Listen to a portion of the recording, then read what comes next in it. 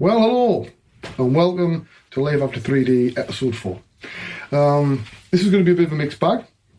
Yes, you'll have seen the title, but we'll get to that in a minute. What's going on in the land of Wayne? First up, sorry for slightly dodgier audio quality than usual. The external audio I use is currently in my mandolin case because I dropped the instruments at my brother's last night, forgetting I would need it today. So I'm using in-camera audio. Apologies if it's a little bit worse. It is what it is. I've started preparing the ground and sorting things out for one of my ideas for passive income. Again, I'm not going to outline what it is until I have the relevant things lined up. Basically, I don't want anybody else to beat me to it. It's not 3D related at all. You could tangentially say it's art related, almost, maybe, sort of.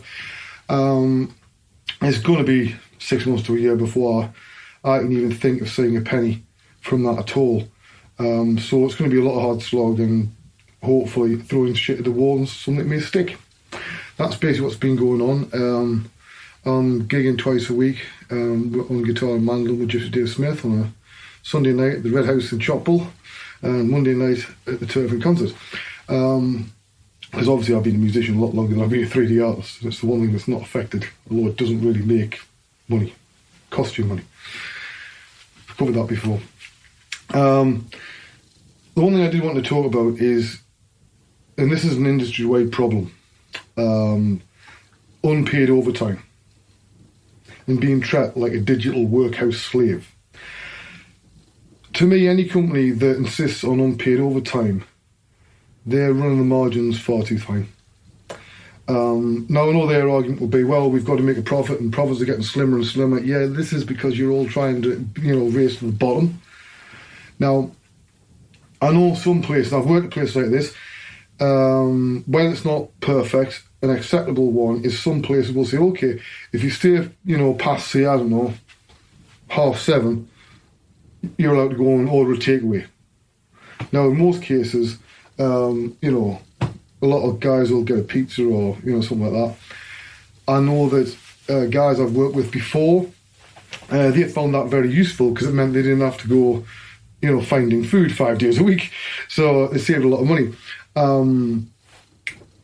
It is what it is. As I say, I don't think it's perfect, but it's a solution. There's too many places where it's, this is the wrong word, but it's the nearest I can get to. There's an overly macho mindset, okay? Now, I've seen plenty of places where you've got artists bragging about who stayed later at work, as if this is a competition to be won. Say, oh, I stayed here till midnight last night. Well, that's all right, I stayed here till 3 a.m. And then you're back in the next morning. You're playing their game at this point. Never do those sort of long unpaid hours. They shouldn't be getting 2 days' work, right, in 1 day. For there's only 1 day's pay. That's not the way it should work. I know a lot of companies that say will decry me and say, no, you're being totally unreasonable here. Why? Name me 10 other industries where unpaid overtime of that length is allowed. Go on, I dare you. Because you can't. It's deemed acceptable in the world of visual effects and games, sometimes archviz, and we just put up with it. Why? We don't have a union. I know people have tried to set unions up before, but it's in nobody's interests, especially in film. Now, the film credits you see when you go to see the latest Avengers movie or whatever, any film you see, those are carefully negotiated by all the different unions. We don't have a union. That's why we're stuck at the bloody end, right? Now, they do not want the other unions there to be another union asking for stuff. Otherwise, their members get less. It's a vast oversimplification, but that's basically the way it runs. It's why they do not want us to have a union. We're not just battling the companies themselves, but also other unions. So, really, it would take something quite big for there to be a union for visual effects artists. Games artists, again, it's a similar sort of thing. No company wants a union suddenly going, well, the thing is, right, you've had your artists working an extra 9 hours of overtime every night. Well, that really should be illegal. and start making waves. They don't want that. A lot of companies cannot run just on the hours they're paying you for. It's impossible. It's the way they run it, because they're run badly.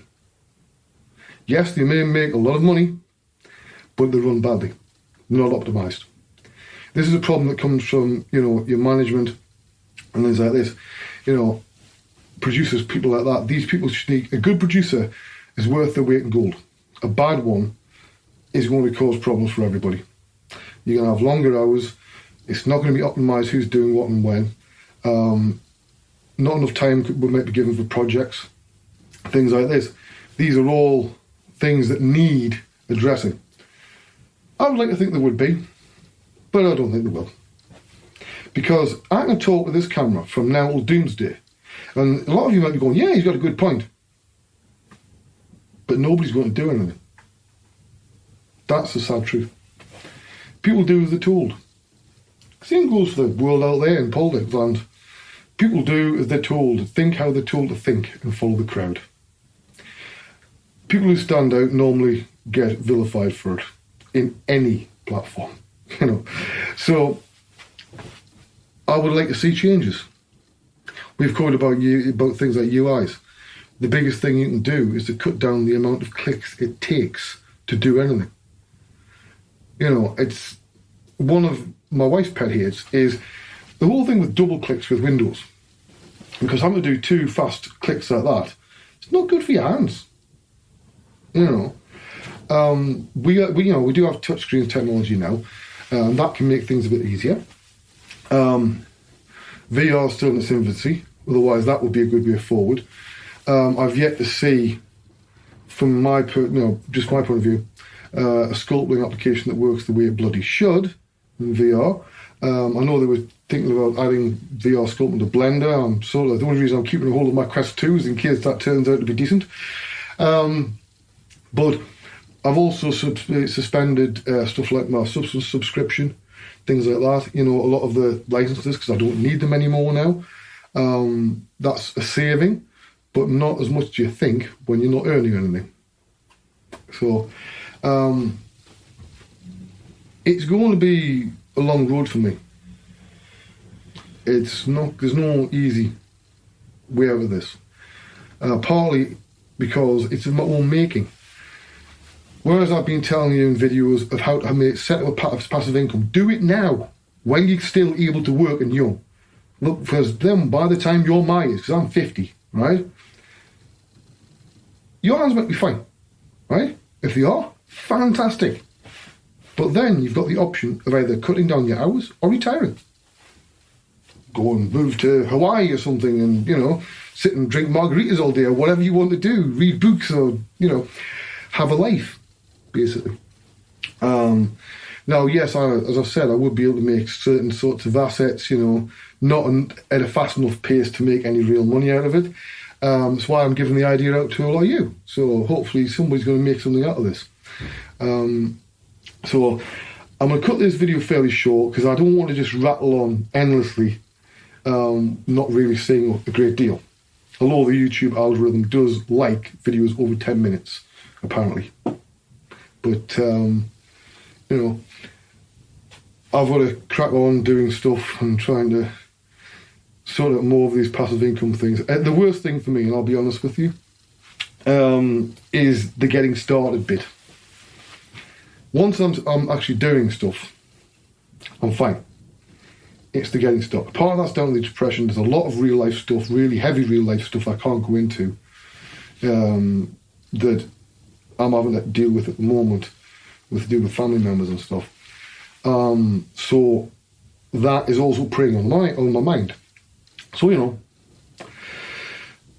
there's a mask up at the moment, but I'm doing fine. Don't worry about me. I'm okay at the moment. So if anything, I'm way too calm. Some people seem to think I shouldn't be, but I am. I'm very calm about things that are going on. I know what I've got to do to try and move forward. And all I can do is cross my fingers and hope and pray that it's all going to work out fine, Now, I might do another, what we'll term activist type video next time. I'm going to try and do these once a week. Occasionally, there might be twice a week. but it's going to be probably about once a week. And I'll keep these going as a regular series as long as I can. Obviously, I've got to get going now because I've got things I have to do. And we have a plumber arriving today because our shower broke. And if you turn it on at the moment, there's 3 foot of water squirts across the bathroom and floods it. So that's sort of important that the plumber arrives. Would be nice. Right, okay, I will see you all next time. This is Life After 3D. I'm Wayne Robson. And this has been episode 4. Try not to be a digital workhouse slave, for God's sake. It's like, don't fall into the pattern that everybody else has. All I can do is advise you. You've got to listen. Bye-bye.